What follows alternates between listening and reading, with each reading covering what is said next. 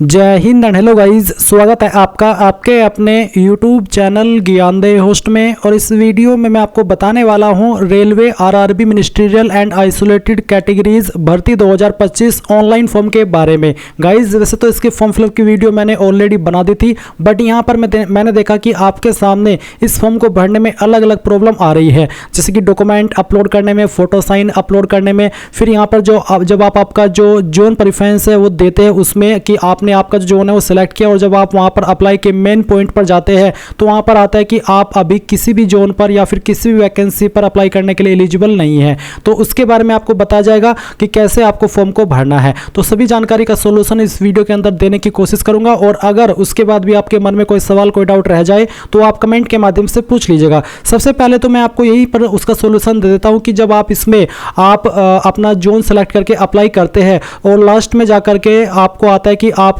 Zone के अंदर आपकी कैटेगरी में कोई वैकेंसी अवेलेबल नहीं है, तो फिर आपने जहां से अप्लाई करना शुरुआत किया था वहीं पर आपको आपका अलग जोन सेलेक्ट कर लेना है। जिस भी जोन में आप फिट बैठ रहे हो, जिस जोन में आपकी वैकेंसी अवेलेबल है उसमें आप अप्लाई कर लीजिएगा। अभी यहां पर चलिए शुरू से शुरू करते हैं। अगर आपने अभी तक वीडियो को लाइक शेयर नहीं किया कर दीजिए और चैनल को सब्सक्राइब कर लीजिए, क्योंकि इसके बारे में आपको आगे भी सभी अपडेट दिए जाएंगे। इसके बाद में जो लिंक वीडियो के डिस्क्रिप्शन में दिया है इसको ओपन करेंगे, आपको जानने को मिलेगा कि 1036 वैकेंसी निकाली गई है। फॉर्म भरने की लास्ट डेट 6 फरवरी 2025 रखी गई है, एंड यहाँ पर कौन सी पोस्ट के लिए कितनी वैकेंसी है पूरी जानकारी आपको टेबल में दी गई है। फिर किस पोस्ट पर क्या क्वालिफिकेशन चाहिए उसकी इंफॉर्मेशन भी आपको यहाँ पर दी गई है पोस्ट वाइज। तो सभी जानकारी चेक करने के बाद अगर आप किसी भी पोस्ट पर अप्लाई करने के लिए एलिजिबल है तो आप कैसे करेंगे वो जान लीजिए।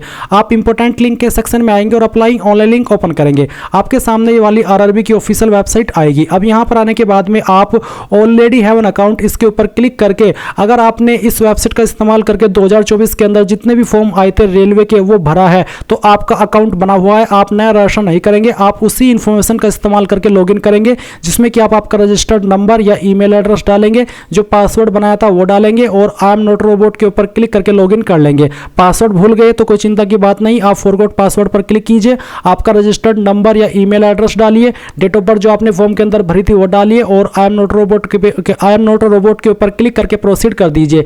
देन आपको मैसेज के माध्यम से एक नया पासवर्ड सेंड किया जाएगा, जिसका इस्तेमाल करके आप इसमें लॉगिन हो जाएंगे और रजिस्ट्रेशन का प्रोसेस स्किप करते हुए बाकी का फॉर्म कंप्लीट कर लेंगे।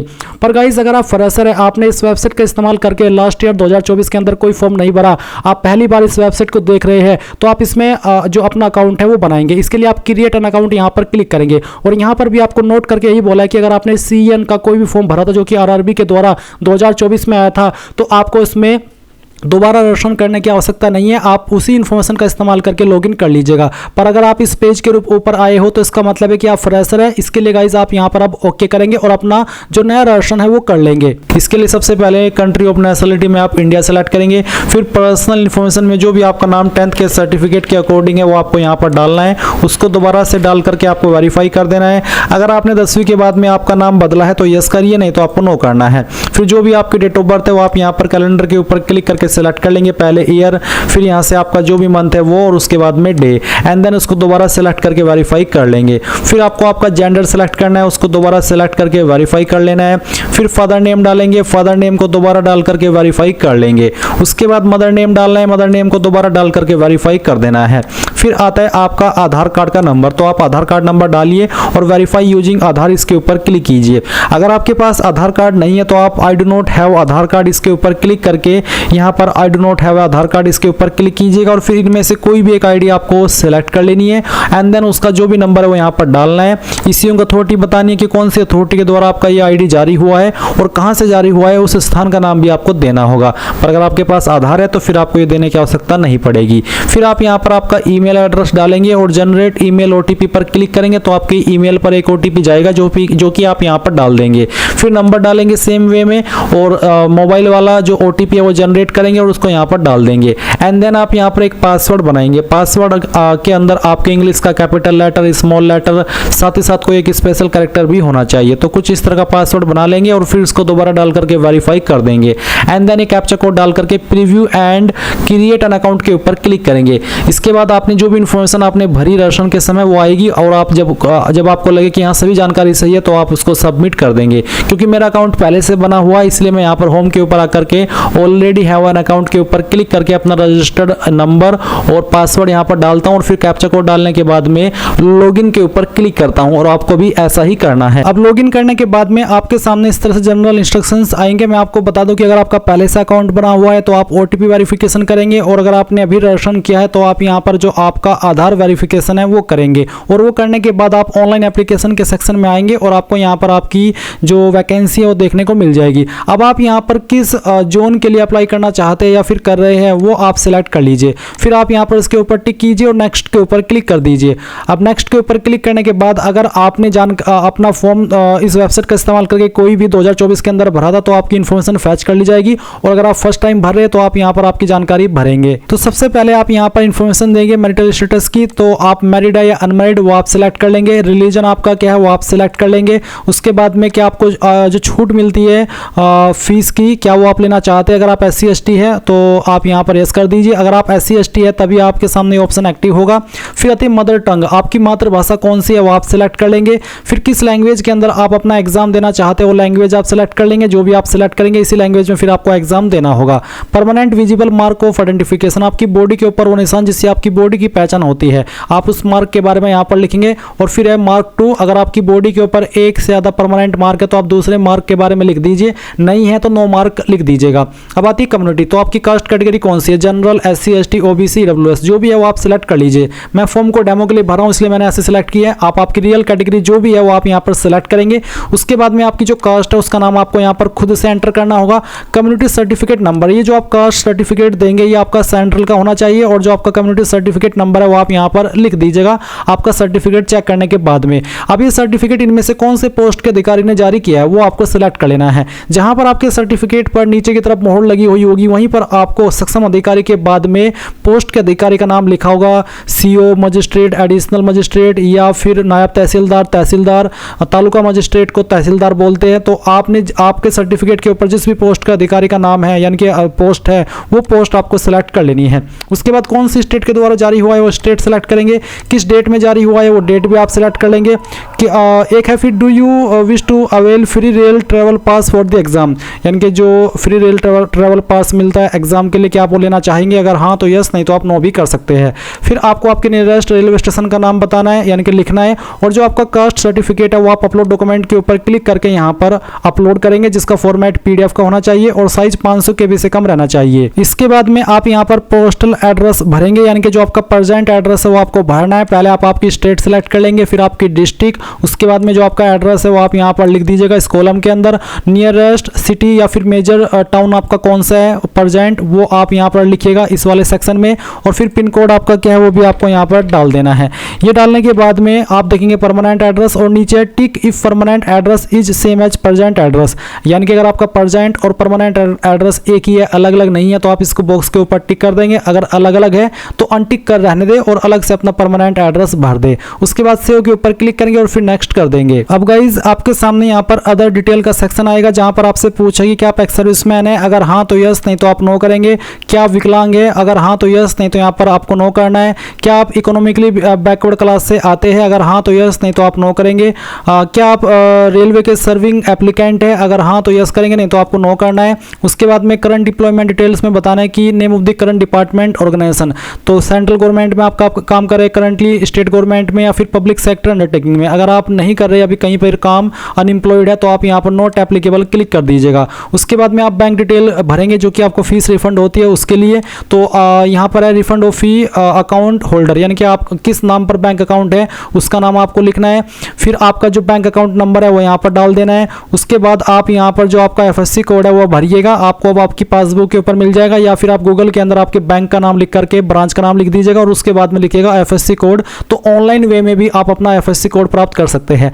जैसे ही आप FSC कोड डाल करके कंफर्म करेंगे तो आपकी जो बैंक का एड्रेस है वो ऑटोमेटिकली फैच कर ले जाएगा। अब इस जानकारी को आप सेव एंड देन फिर नेक्स्ट कर दीजिएगा। अब आपके सामने यहाँ पर क्वालिफिकेशन की जानकारी आएगी। सबसे पहले आप 10th की इन्फॉर्मेशन भरेंगे, तो 10th की इन्फॉर्मेशन किस तरह से भरेंगे देख लीजिए। आप आपकी स्टेट बताएंगे कि कहाँ से आपने आपकी 10वीं की है, फिर आपकी डिस्ट्रिक्ट बताएंगे, आपके बोर्ड का नाम यहाँ पर लिख देंगे और फिर डेट ऑफ पासिंग, कब आपने 10वीं पास कर ली थी वो डेट आप सिलेक्ट करेंगे। रोल नंबर क्या था 10वीं एसएससी का वो आप यहाँ पर डाल देंगे। उसके बाद SSLC matriculation 10th class certificate serial number, यानी कि जो आपका 10th का सर्टिफिकेट है उसका जो सीरियल नंबर है वो भरेंगे। अगर सीरियल नंबर ना हो, सर्टिफिकेट नंबर हो, तो आप यहाँ पर वो भी डाल सकते हैं। उसके बाद आप इस जानकारी को सेव कर देंगे। अब इसके बाद गाइज आप देखेंगे क्वालिफिकेशन का सेक्शन, तो इसमें यहाँ पर बहुत सारी क्वालिफिकेशन दी गई है, क्योंकि अलग अलग पोस्ट पर अलग अलग क्वालिफिकेशन मांगी है। तो आप जिस भी पोस्ट पर अप्लाई कर रहे हैं आपने उसकी क्वालिफिकेशन तो चेक कर ही ली होगी कि हाँ उस पर अप्लाई करने के लिए क्या क्वालिफिकेशन चाहिए। फिर वही क्वालिफिकेशन आपको यहाँ पर सेलेक्ट कर लेनी है। सभी को भरने का तरीका सेम सा ही रहेगा। जैसे कि मैंने यहाँ पर बैचलर डिग्री सेलेक्ट की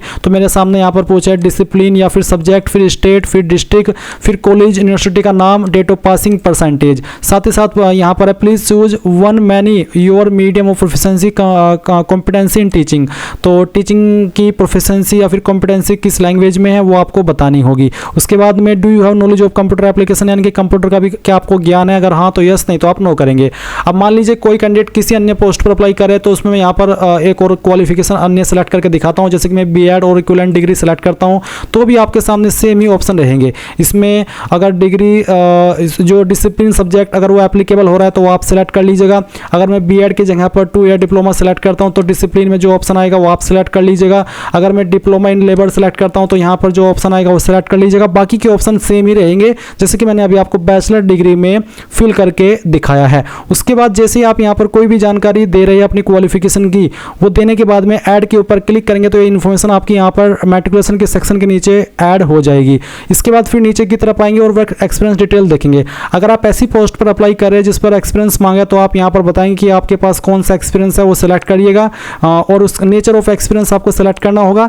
एंड देन एम्प्लॉयमेंट बताना होगी, प्रेजेंट है या फिर पास्ट है, यानी कि पास्ट में था तो पास्ट और प्रेजेंट में करे तो प्रेजेंट। फिर डेट देनी होगी और उसके बाद में ऐड के ऊपर क्लिक करके इसको ऐड कर देना होगा। देन आप नेक्स्ट के ऊपर क्लिक करेंगे। अब आपके सामने यहाँ पर फोटो एंड साइन अपलोड करने का सेक्शन आएगा। साथ ही साथ आप यहाँ पर जो कास्ट सर्टिफिकेट अपलोड की है उसको भी व्यू कर सकते हैं कि सही से अपलोड हुआ है या फिर नहीं हुआ है। अब जो आप यहाँ पर फोटो अपलोड करेंगे उसका फॉर्मेट जेपीईजी या फिर जेपीजी का साइज 50 से 100 KB के बीच में रहना चाहिए। एंड यहाँ पर फोटो 6 महीने से पुराना नहीं होना चाहिए और फोटो का बैकग्राउंड आपका व्हाइट होना चाहिए। फिर साइन भी आप अपलोड करेंगे। इसका जो साइन है वो आपका ब्लैक या फिर ब्लू इंक पेन के द्वारा होना चाहिए विद इन ए बॉक्स, एक बॉक्स के अंदर जिसका साइज 50 mm इंटू 20 mm होना चाहिए। तो ये चीज़ आपको यहाँ पर अच्छे से एक्सप्लेन कर दी है। तो जो भी आपका फोटो है वो आप यहाँ पर सिलेक्ट कर लेंगे।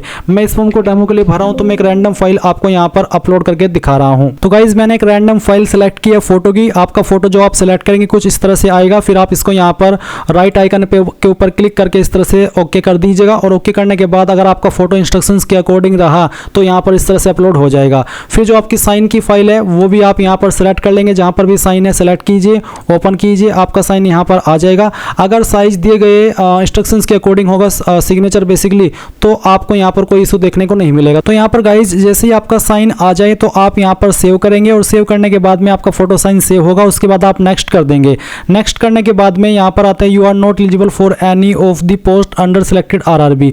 अगर आपके सामने ये आ रहा है तो इसका मतलब है कि आप जिस आरआरबी के लिए अप्लाई कर रहे हैं तो उस आरआरबी में आप अप्लाई करने के लिए किसी भी पोस्ट पर एलिजिबल नहीं है, इसलिए आपके सामने ये चीज़ आई है। तो आपको यहाँ पर आपका आरआरबी जोन सिलेक्ट कर लेना है, यानी कि चेंज कर लेना है और फिर आपने जानकारी तो भर दी है और इस इंटरफेस पर आ जाना है, जो कि मैं आपको दोबारा जा करके दिखाता हूँ। तो यहाँ पर गाइज मैंने अभी कई सारे जो आरआरबी जोन है वो चेंज करके देखे। बहुत सारों में अनएलिजिबल था मैं, तो मैंने यहाँ पर प्रयागराज सेलेक्ट किया। तो इसमें मैं यहाँ पर एलिजिबल हूँ और वो भी इस वाली पोस्ट पर जो कि मेरे सामने है। तो जो आपको ने क्वालिफिकेशन की जानकारी भरी है वो और फिर जो आपका जोन है उसमें जो वैकेंसी अवेलेबल रहेगी उसके अकॉर्डिंग आप जिन पोस्ट पर अप्लाई करने के लिए एलिजिबल रहेंगे वो पोस्ट के विकल्प आपको देखने को मिलेंगे। अगर आप एक से ज़्यादा पोस्ट पर अप्लाई करने के लिए एलिजिबल है आपकी क्वालिफिकेशन के अकॉर्डिंग तो आपको यहाँ पर वो सभी पोस्ट देखने को मिलेगी। आप उनकी प्रेफरेंस दे देंगे कि मैं इस पोस्ट को पहले नंबर पर रखना चाहता हूँ और उसको दूसरे पर। उसके बाद आप नीचे की तरफ आएंगे, यहाँ पर टिक करेंगे।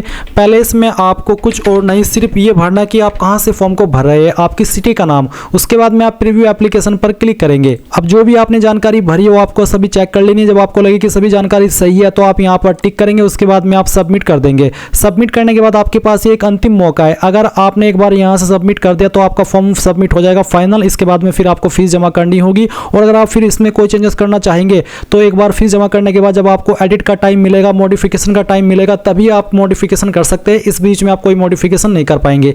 इसलिए अगर आपको जरा सा भी डाउट हो कि कहीं पर कोई जानकारी गलत हो गई है तो कैंसिल करके अपने फॉर्म को अच्छे से चेक करके इस वाले ऑप्शन पर आइएगा और तभी जा करके अपनी फीस को जमा करिएगा। इस तरह से गाइज आप लोग आपकी RRB ministerial and isolated categories various post online form 2025 भर पाएंगे। आई होप ये प्रोसेस आपको पसंद आया होगा। So thanks for watching. जय हिंद।